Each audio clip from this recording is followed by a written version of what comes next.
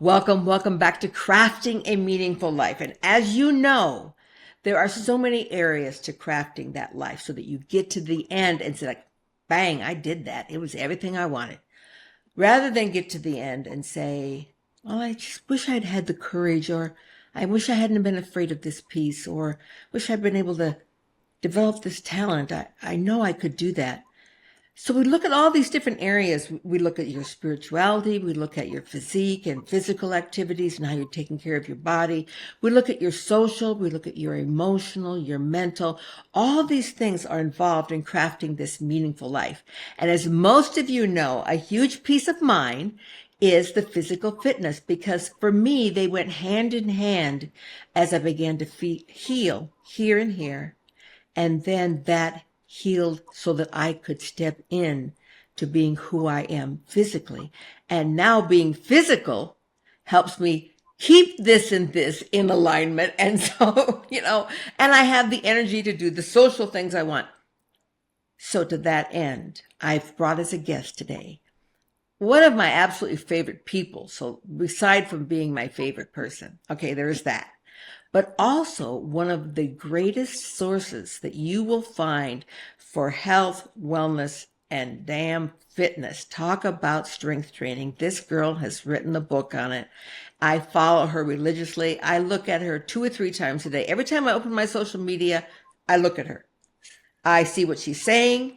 I want to follow her. I want to do everything she's doing because even though can't backtrack, 20, 30 years. I can't. But I can take what she has and be the very best me that I can. And so to that end, I want to introduce you to the one and only Jess Gunn. Welcome, Jess. That was like the best intro. I need you to open that for everything I do. Because I tell anyone I talk to, like, you have so many gifts and abilities, and one of them is genuinely being present with someone, like genuinely letting them feel of value, like the only person in the room, like seeing the positives. And not everybody does that because sometimes it's hard to put aside our own agenda or our own insecurities, our own feelings when we're with somebody else. And you always make someone feel like $1,000,000. So, I remember one time when I learned this phrase and it affected me so much. I try and remember it all the time. Listening is not waiting for your turn to talk. Oh, I need to write that down. I have a list of bumper stickers. That's got to be on the bumper stickers. Yeah. Listening is not waiting for your turn to talk. So I really always try and remember that, Jess, that I listen to you. And when you are done, if I have thoughts, then I can share them. If I don't, what you have said is the most profound, not what I'm going to say. Don't you think that's the best part about a friendship, is knowing that you've been heard? Oh, yeah. I was just thinking that would have saved my marriage. Like, how many people in all relationships, it's the immediate finish talking so I can defend myself, right? Yeah. So no, that's powerful. And you are very good at that. Yeah. So I want to do that. I really do. I focus on it. And if something comes to me, then I say it. But if it doesn't, I know that the most important part is if nothing comes to me, is to just keep asking questions. Yeah. So tell me about that. Tell me about this. I want to understand. And if we talk long enough, trust me, eventually something will come to me. It is so, that's so powerful in every relationship, right? We talk about wanting to feel emotionally safe.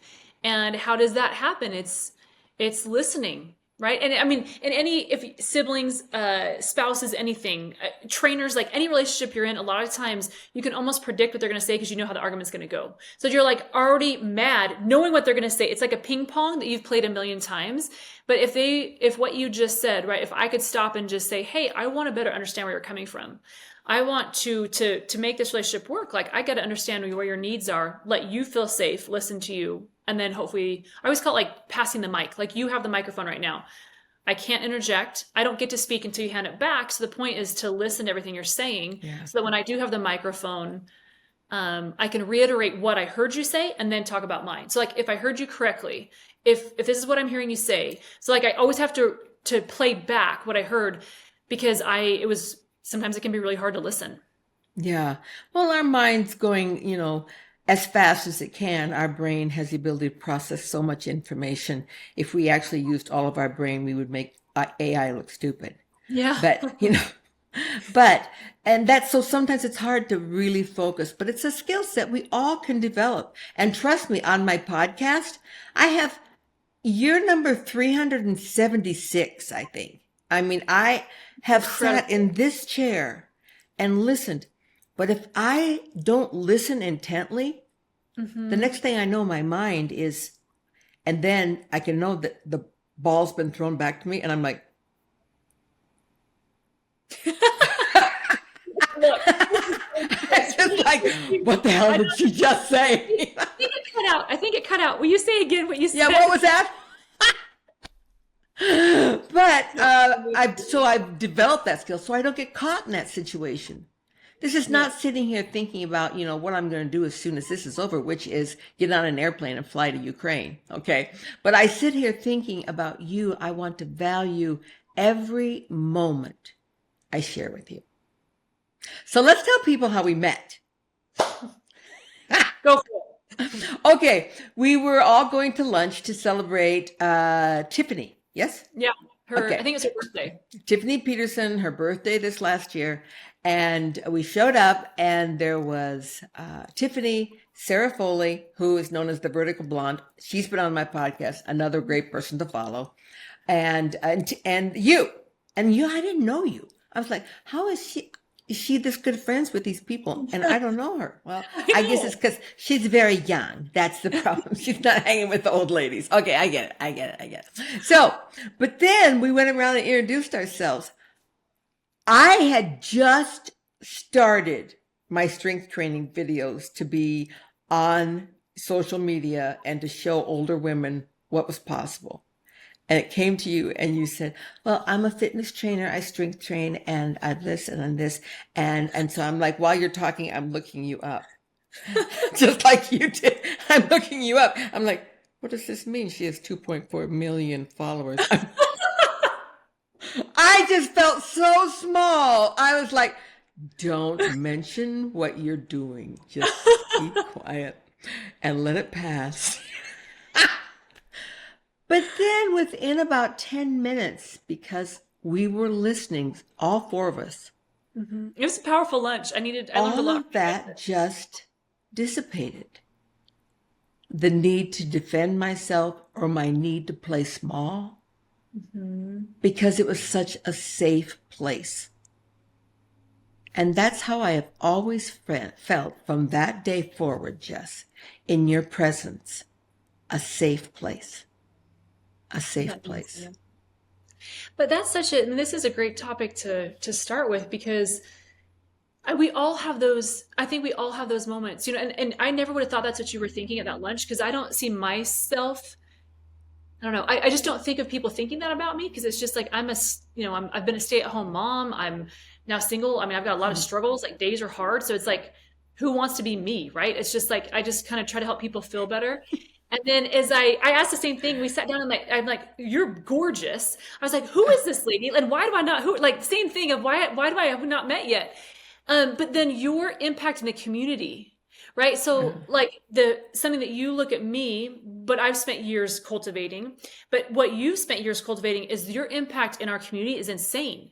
And that's ultimately like where I would like to be. And so it was wonderful, because I thought, here's someone I can get to know and learn and motivated by and just inspired by, because every time I get on my stories, literally, because I know your calendar minute to minute for months, I'm like maybe 3 hours out, and that's it. It's not full of busy stuff. It's full of people wanting to be around you, wanting to soak up the energy that I complimented you on the beginning, because you have a light and an energy, and you make people feel something. And so I've been able to, just because I've been focusing on like I guess not my community area, but a larger scale, I haven't done anything locally. And so what you've created here with people you can touch base with is amazing. So at that lunch, we have the same thoughts going back and forth of like, that's amazing. How did she do that? I got to learn from this woman, because I want to be in my own community. But it's everyone knows you, and it's for such positive things. And so how often as women do we sit at a table being like, I wish I could do what she does, or I wish I could be with her, and we play small. But Yeah. I think the same thing that about you, but just a different area of what we do. Yep. And I think the interesting thing, Jessica, is that here we are, four powerhouse women. I Yeah. mean, when we walked into that place, everyone's like, here we are, four powerhouse women, and still we sit there with our fears. Yeah. Do you remember what we talked about that lunch? And I wish that women could be this vulnerable. And it's about finding those safe spaces, right? Finding those people that you know are there. We put our insecurities aside and we just support each other. And it was you guys helping me kind of collect myself post-divorce. And it was a down time period. And you guys encouraged me. And I was very vulnerable. Like, that's not something that you want to open up with, especially. And I don't know, I didn't at that point didn't know Sarah very well, but it's just the idea of having our support with women, right? Finding a community with women and having those people where it's okay to be vulnerable. It's okay. I learned a lot from that lunch, actually. And I walked away with learning more about myself, not about anyone else, but like, what does Jess need? What is Jess struggling with? You guys, you had I had quite a few epiphanies. That's what I'll say. Because we talked about our goals for that coming year. We did. Yeah. Awesome. And I went into that morning knowing what my word. I don't set goals for the new year, but I do choose a word that is a guiding light. So we were asked to share our word. And my word was something different. And to this day, I can't remember what my word was going to be. But in that breakfast, I switched words. Mm-hmm. I remember because Sarah said, my word for this year is permission. And I went, that's my word. I just knew it instantly. That's my word. I give myself permission to keep singing. That my song's not sung yet. It's not all over. I give myself permission to still be all that I can be. Yep, that's my word. Thanks, Sarah. That's great. Yeah. I think that's important. I mean, I never did that before. Like, you pick a word, what does that mean, right? It never really resonated with me until a few years ago. And so I wear these bracelets and my word's on it. And I went to an event earlier this year with Henry Amar, and it was create. And so I stamped in create, right? And that was the beginning of the retreat. And it was the same thing as the 3-day event went through. You listen to around you, you listen to your energy and what's needed. And I had this moment where it was like, we were announcing it in front of this group, and I was like 2 people deep and about to announce it. And it was that panic moment of what drives me. Because like when you think of a word, it's like it's almost like the purpose. And it can be, for me, it was build, and then I got divorced, then it was survive, right? Which sounds like a terrible word, but for the emotional state I was in, it was like get up and out of bed, right? You've got, the emotions are just so heavy. And then last year, and then I went back to build, because I was like, I've got to build my self-esteem. I've got to build my identity. I'm building my family back together, my business. And so I thought, okay, this year's create. So we all met, and it was like, okay, let's do create. And then I'm standing there and I'm like, it's not create. And I had this overwhelming, and it came like a flood. It's my purpose this year is to lead. And it was like, then it was like, that is so much pressure. Like, what does that mean? But it's like, it hit me like a ton of bricks from like literally God of like, you've been through all this for a reason. I didn't put you for this refiner's fire of like learning how to forgive myself, learning how to forgive him, learning how to manage my kids, learning how there were so many things to be independent and figure out my new identity. And you've been through this.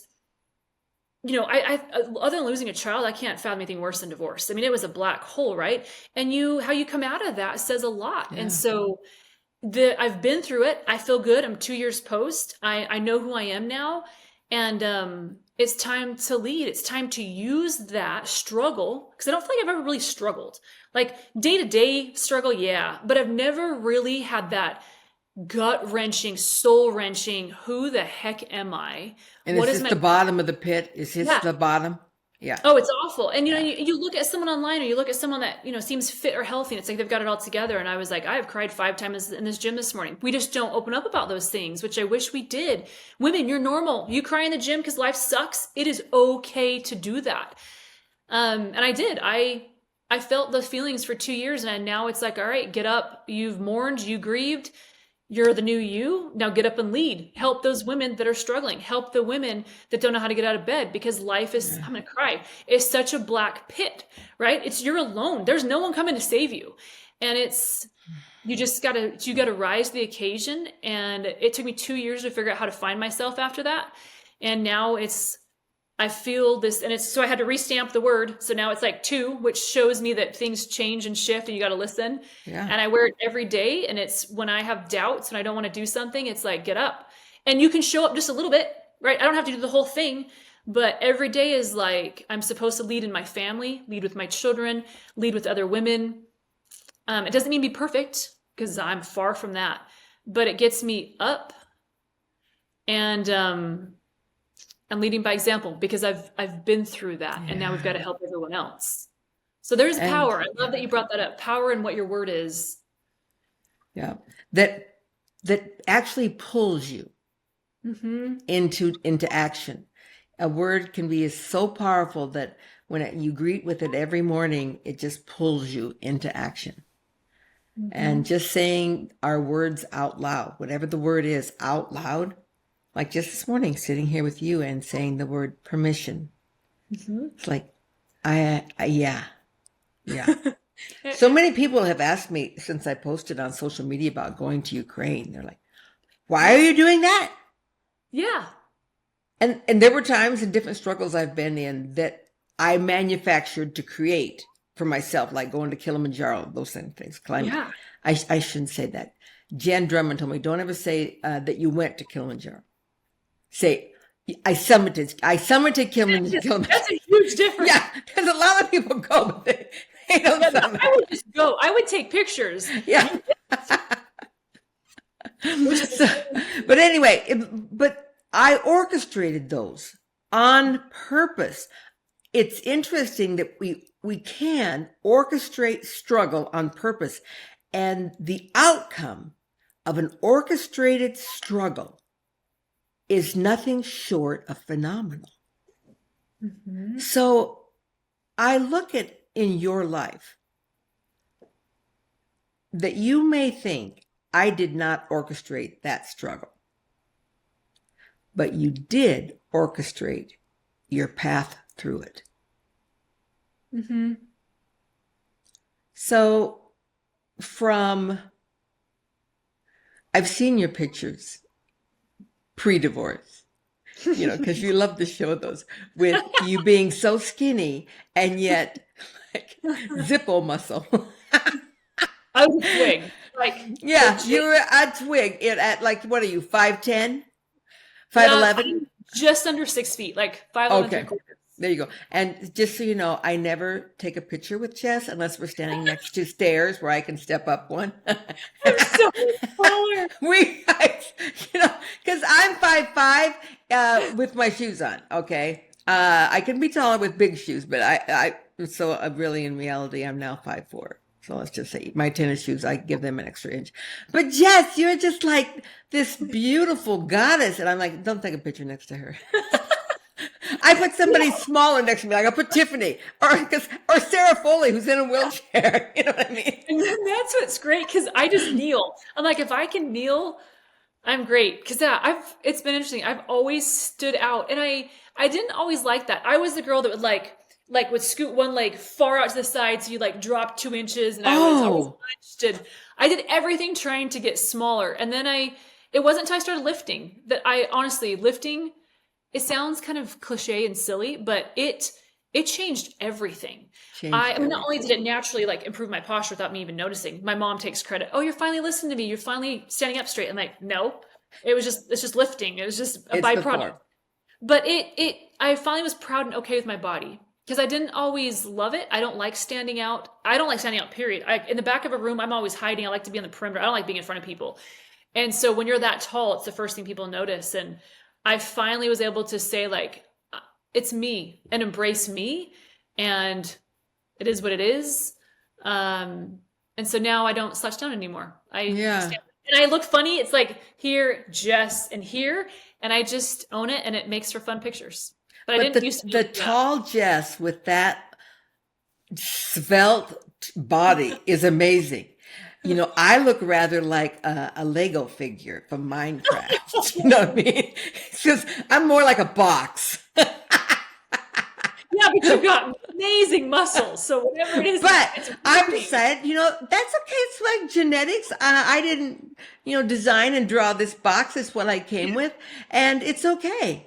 It is Yeah. literally okay. And just think, Jess, if the world were full of just Mary Crafts, I'd be like, get out of Dodge. This is Yeah. trying. And the Yeah. same thing if they were all Jess. Hmm. That's why we have this beautiful Same. variety. Anyway, back to divorce and when you orchestrate a struggle. So you may not have orchestrated the struggle of divorce, or you may. Sometimes I think we don't realize how much of our lives that we do orchestrate, even the struggle part. But you did orchestrate your path out. And the Yeah. huge part of that included this owning who you are physically, mentally, emotionally, socially, spiritually. So talk to us a little about orchestrating the path. Which angle? I got all, you can hit Yeah. any angle. Whichever one strikes you as the one. So here's, I don't ever talk about this angle because I tend to keep like spirituality or politics. Like I keep all that. I don't share much personally, as you know. I don't sell many products other than my coaching. Like I just don't Yep. bring a lot of it in. But I will say that in this situation, there was nothing else other than this. Um, when you go through something hard, it could be anything. It could be financial struggles. It could be children, making bad choices. It can be divorce. It can be infidelity. It can be anything that you go through, right? Um, sometimes there's a black hole where you don't feel there's any light, there's any hope, and it's easy to get sucked darker and darker and darker, Yeah. right? And with my divorce, there was no infidelity. There was nothing. It was just communication issues, which was almost worse because there's nothing to be mad at, right? And I Yeah. couldn't do it anymore. He didn't want to go to counseling anymore. I couldn't handle what was happening. It was more of not leaving him, but leaving the anxiety of the situation of wanting to love again and not being able to, not being able to be me. It ripped my entire inside up. You just can't do it anymore. So it was sad to go through. But there were so many things, the weight of, I felt like it was me that made the choice. So it was like me that was responsible. What's not, it's both of us that did it. I just finally had the courage to call it. And so that all fed into my black hole, right? Like, how could I do this? I hurt my kids. I hurt him. Everyone's affected by divorce. My parents, everybody was affected by it, right? So, and then it just goes down this slippery slope of worth. The black hole is lack. Oh my gosh, I always get emotional about this. Lack of worth. And that can happen with anything. Anything that you're going through, we don't feel that I'm worthy. I hurt people. How could I be of worth? How could God look at me and be okay that I hurt people? My family, the people I protected, we was married for 23 years. And then common sense would come in and say, this was unhealthy. It was not great for your children to see. You did everything possible. There was no infidelity. There was nothing that we did on purpose. We just could not get on the same page. And it was doing more harm than good, right? But my worth is what, I don't know. I let all of these things be consumed, and whatever situation we're going through, if you get in that black hole, the hard part is climbing out of it. Because then it was like, I don't deserve any of this. Like, just take care of him. I'm the mess. And it was things I didn't expect to go through any of those things. And then so you don't show up. I didn't show up as a very good mom. It's hard to help your kids navigate it. And mine are all older, so they're very aware of what's going on. Oh, yeah. When I don't love myself, it's hard to emanate love and make people feel safe if you're an internal disaster inside. And those are just things that I didn't get because I didn't do the blame game. I didn't talk bad about him. It was all, holy crap, what was my part in this? Somehow I failed. If my marriage isn't together and I'm hurting people, I failed. And I translated that to my own worth. And so then what do, right? You try to fill that black hole with different things. And to me, it was dating. It was finding somebody. It was Yeah. anything other than putting in the work, right? It All was the just, things. yeah, it was, I don't know how to feel worth. I've never had this issue before. And so it took a long time of thinking I can exercise my way out of this. Did it help with stress? Yes. But it wasn't until probably a year and a half later and being in a great relationship, This relationship helped me heal. So grateful for this man. Learn how to love. Well, it's just, yeah, it was wonderful situation. But I found I was using that as an escape to not be in my home and deal with it. Because when my children were gone, I didn't want to be in here. Like, this house is full of laughter and busyness and kids on my lap. And Ah, I sit at a table that's supposed to be 6 people and it's me. Oh my gosh, it was horrible. If you've been in this position to lose your kids and sit at a table in silence night after night, you're like, what the hell did I do? And so that feeds the worth. That feeds what is my purpose now? Like, so much fear, right? The black hole is fear. Fear of, can I do this? Can I work through this? Will anyone ever love me? Will I ever heal? And so by finding somebody else that made me feel emotionally safe, that helped me heal, but it didn't heal this, which was me. I couldn't come back in my house when my kids weren't here because it was too heavy. And so I finally had to stop and say, like, I've got to face this. This is the struggle. Until I am okay being in my home, forgive myself, understand myself, find a different way to find peace, right? It's the noise in our head. Everything's the noise in our head that tells you that crap. And it's just crap. And I couldn't figure out how to work through the noise. And so I realized it isn't from somebody else. It's not from gyms. Some people turn to alcohol and drugs. That's not me. We turn to a lot of escapes. We disassociate. We turn to Instagram. And I always would think of like, oh, it's recovery. You know, scrolling on Instagram is a break. It's not. It's disassociating from all the things you don't want to think about, right? So there's all these epiphanies I had to learn about myself. And I figured, okay, we got to tackle this. I've got to figure out how to be okay being me, this new version of me. Not a better or worse. I have just the same amount of worth. It's just new. And for me, the only way that I could do that, honestly, was to turn to God, which I don't usually talk about this. I haven't talked about my divorce ever, actually. It's the first time. And that was a heavy shift because I realized there had to be a higher power because I couldn't get through this. And so whatever you're spiritual, if you're spiritual to whatever that is, I don't care who it is. For me, I had to have something greater than me that loved me without wanting anything back. yeah. And then it was like, well, to me, that's ultimately where I get my worth and my divinity and the strength. And so I drew power on that. And my gosh, from that turning point was amazing because I finally felt like me again. I accepted me. I forgave me. I found that there was worth. I just lived in fear. And so it was really interesting to me is, you know, you can't have faith and fear in the same. And of course, like, can I pay my bills? How do I grow my business? Am I going to be alone? Who's going to want me? Right? All of those things that you go through. And maybe you feel like that sometimes in different situations also. Am I good enough? And, that fear is the black hole. So I had all these little epiphanies of, okay, this is okay. I just need to understand the situation I'm in because how can I help anyone else through it if I don't understand it myself? Right. And I had to have this shift of, oh my gosh, I'm trying to fill the space with things that they're wonderful, but I'm the only one that can fill that. And I found the only way I could fill it was drawing on something higher than me. And that's when everything started to shift. So now I am here all the time by myself at night.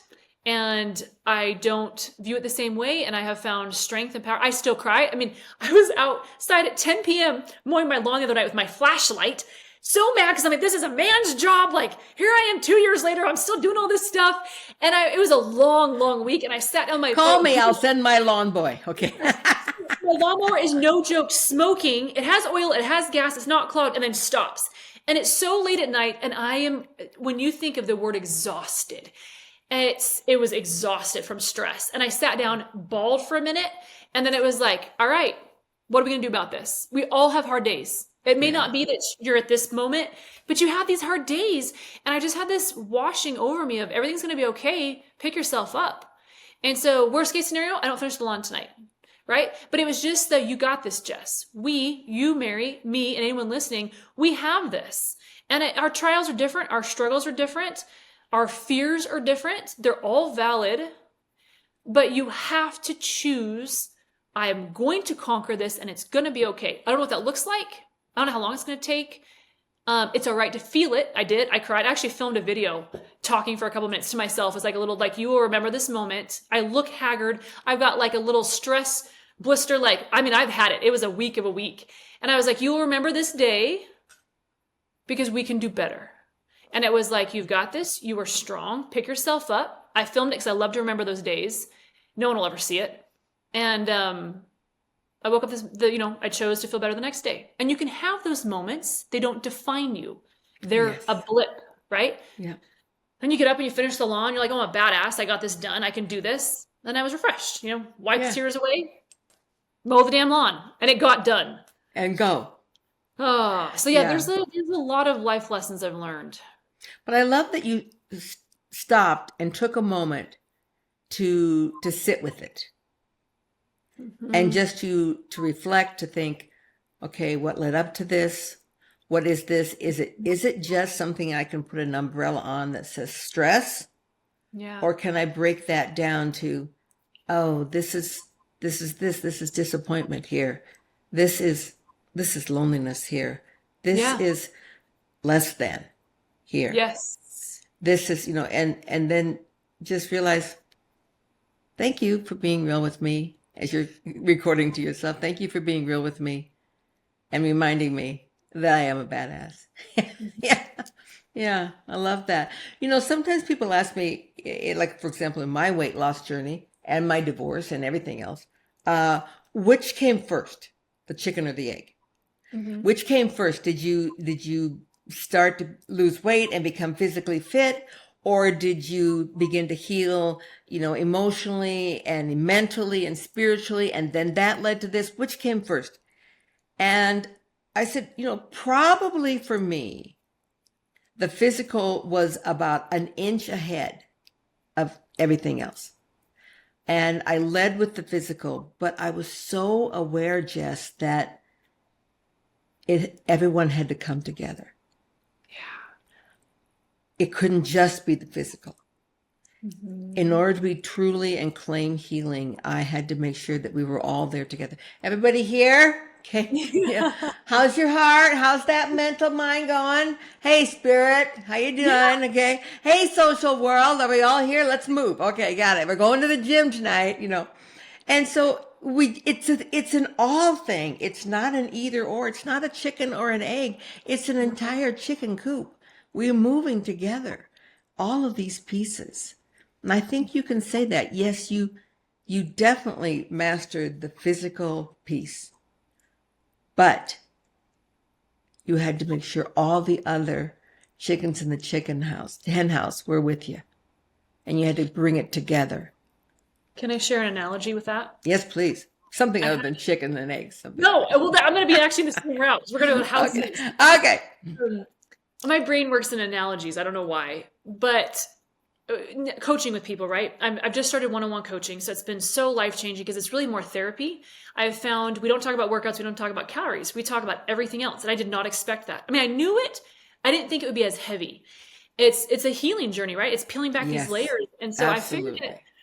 with what you just said, nailed it with the pieces, and I love how you put all that together because I always tell people think of going to a builder. You're going to build your home, right? You're constructing your own home. You're super excited about it.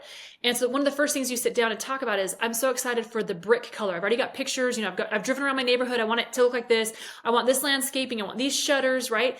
And you're excited about it because that's all we care about. Like, what does the home look like, right? Yeah, yeah.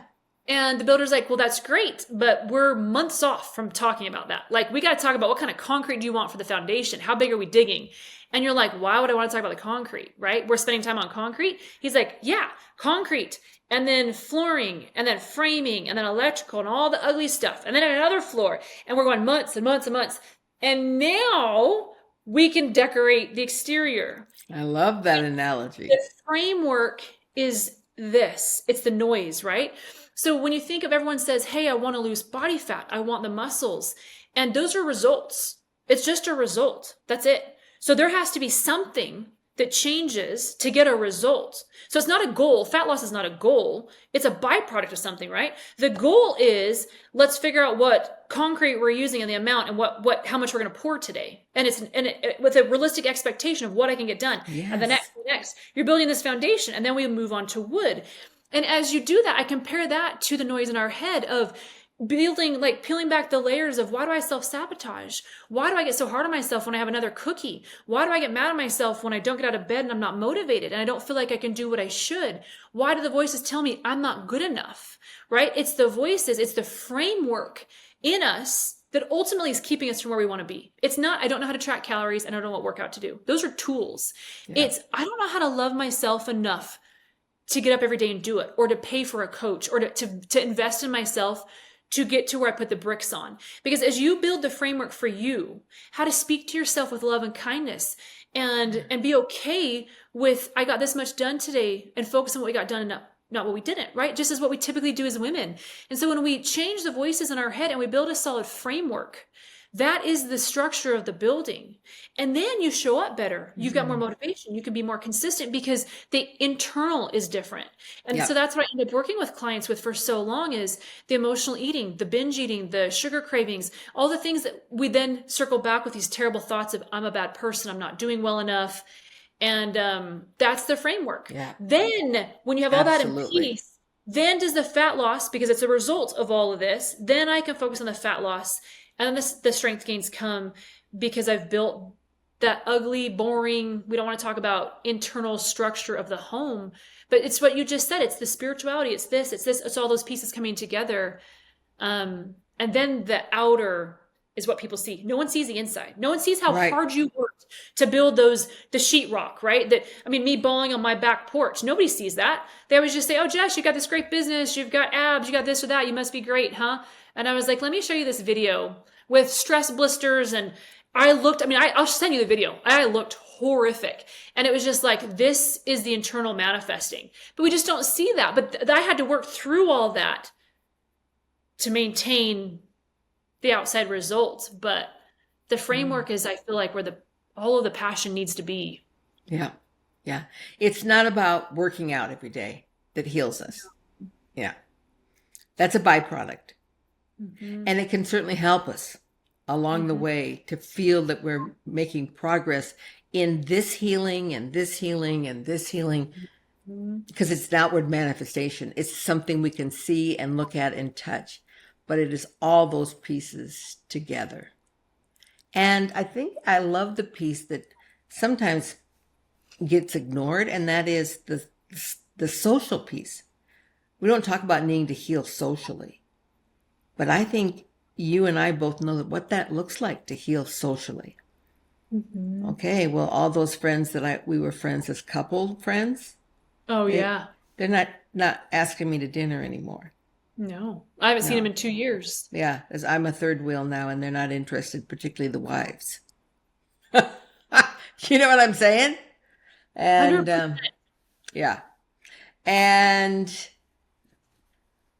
lots of things happen socially. And how are we using Instagram and social media? Are we using it so we can play FOMO with ourselves and convince ourselves how awful we are? Or are we using it as a place to lift and to see others and to encourage others? I had Tiffany, that we both know and love, was on my porch last night for 2.5 hours. And we just sat and talked. And I had a bedroom full of clothes that need to be packed in a suitcase. Oh. Yeah, you got a big trip. Better be a few big trip in about an hour. But I let all of it go. Because what was more important? That I have an hour less sleep? I'm going to be on a plane today for so many hours, sitting and doing nothing. Is that hour of sleep, or is Tiffany, my friend, the most important piece? And it was so easy to see. Tiffany, I didn't say anything grand. I didn't have any great piece of advice, but socially, she knew there was a safe place she could come and just dump. And sometimes that's all we need to do for people, is just to sit and listen. Back to where we started in the beginning. And we don't think about needing to heal socially. How is your social piece either lifting you to move forward or dragging you down to stay the same? Because let me tell you, and I know you've talked about this, because I've seen it, I think I've seen it in some of your posts, that not everyone around you wants you to change. Oh, yeah. Not everyone around you wants you to heal. Mm-hmm. Not everyone around you feels safe with you becoming a badass. They felt much safer around me when I was 284 pounds and in a horrible relationship. They felt very safe. Mary's very safe. As this person, way less safe. And that has everything to do with them and nothing to do with me. But even so, we have to go through the metamorphosis and the understanding of our social situations.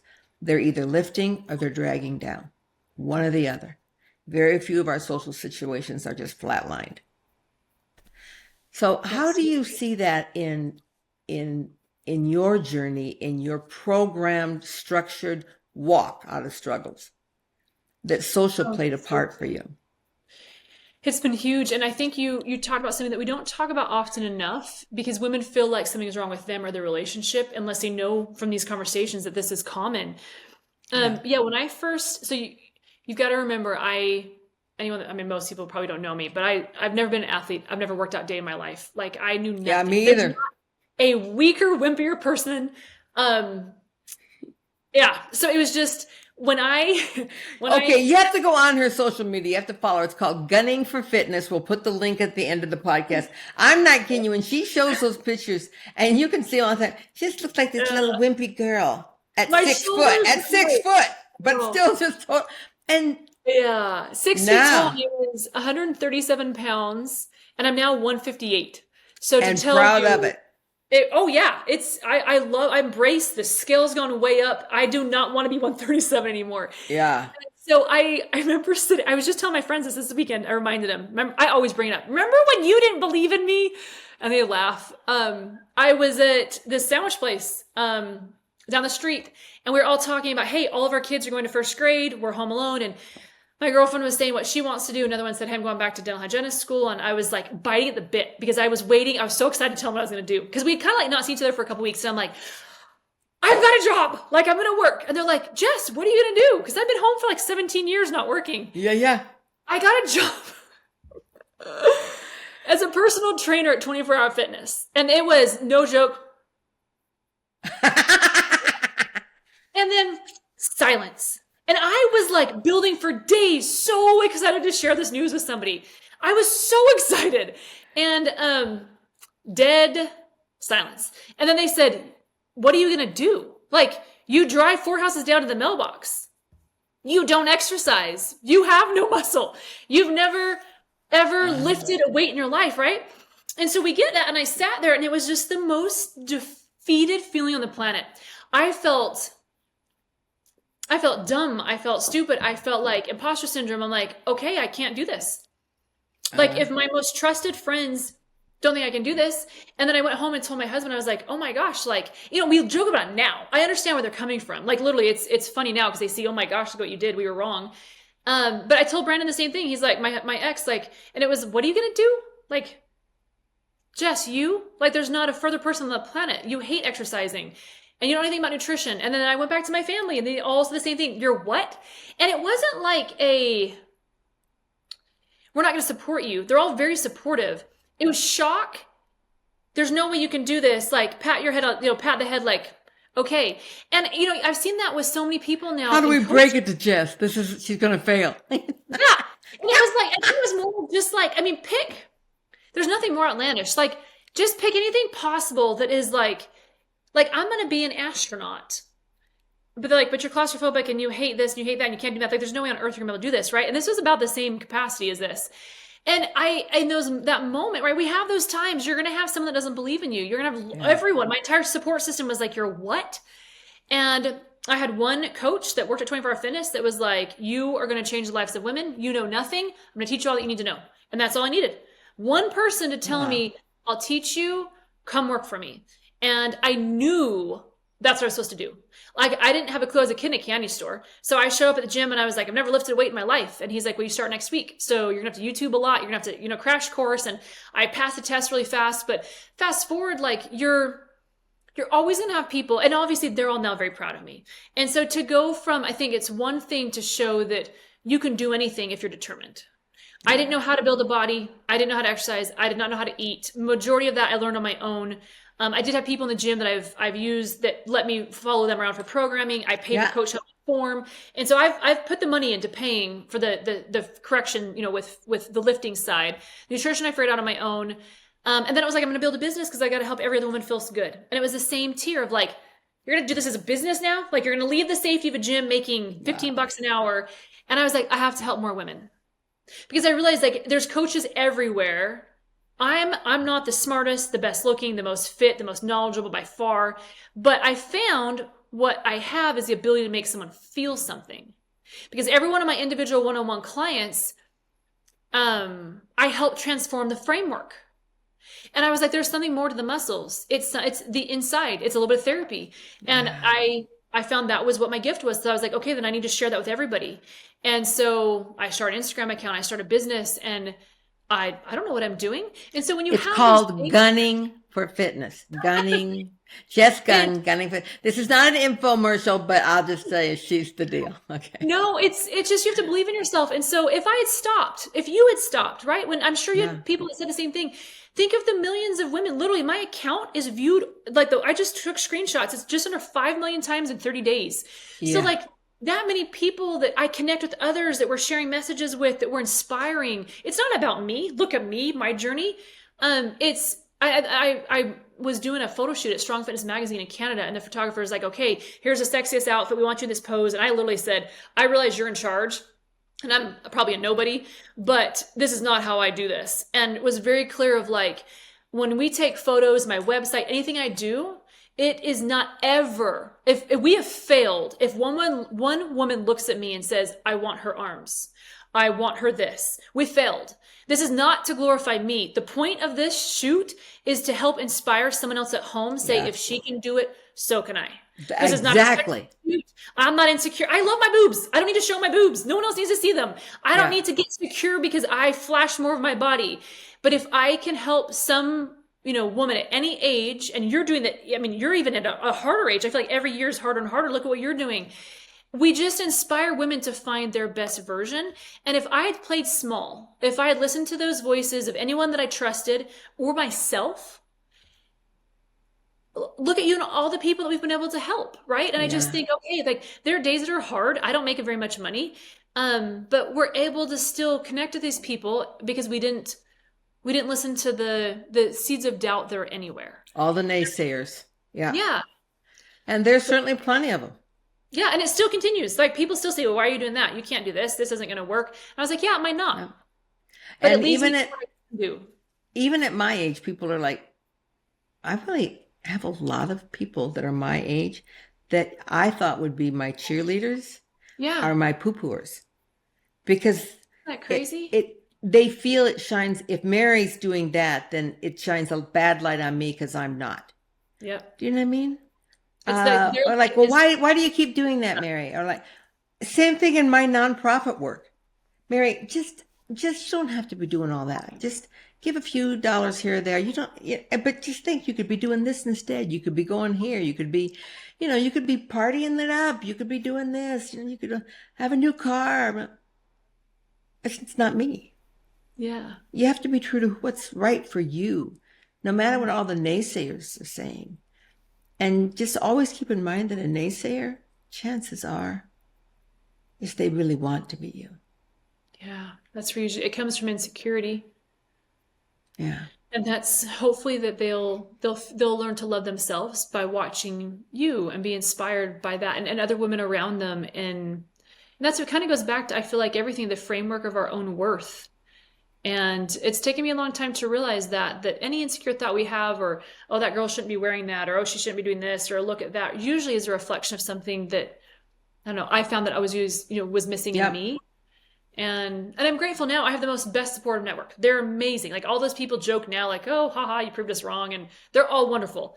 But yeah, there's still that every now and then that seed of doubt. Can I do this? Like, am I worthy of doing this? Like, do I have the credibility to do and say this? Should people be listening?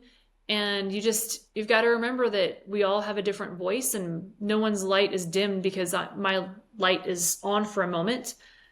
It's just, all of our lights make a brighter world everywhere. That's what I think. I'm shining my light so you can see the path more clearly. Yeah, that's the perfect way to say it. Yeah, and come join me. And that's what you say. Yeah. Come walk next to me. Yeah. Jess, you're not going to believe this. We've been talking nearly 50 minutes. We just said we're not going over 35. We will wrap up. Okay, so we're going to do a wrap, but I just need from you a promise to come back so we can actually talk about what I had thought about we were going to talk about. Is I'd love to talk about the actual art of strength training and weightlifting and all the beautiful things it brings into our lives and why it's so important to us now. We didn't get to talk about any of that, but we talked about stuff that's really probably the meat and potatoes. The framework. And yeah, Talked about the interior of the house, the the levers. actual how to and the exercises, that's just the gravy. That's not, it's not the meat and potatoes. All right, my friend. I hope that you have enjoyed this and listened to some of the just incredible words of wisdom that comes out of Jess's mouth. And at the end of this podcast, we're going to include her website and how to follow her on social media so you can be inspired by her the way I'm inspired by her. And all for the purpose of what? Crafting your own personal, meaningful life. So every single day, you get to bring and be your very best you. Namaste. Crafting a meaningful life.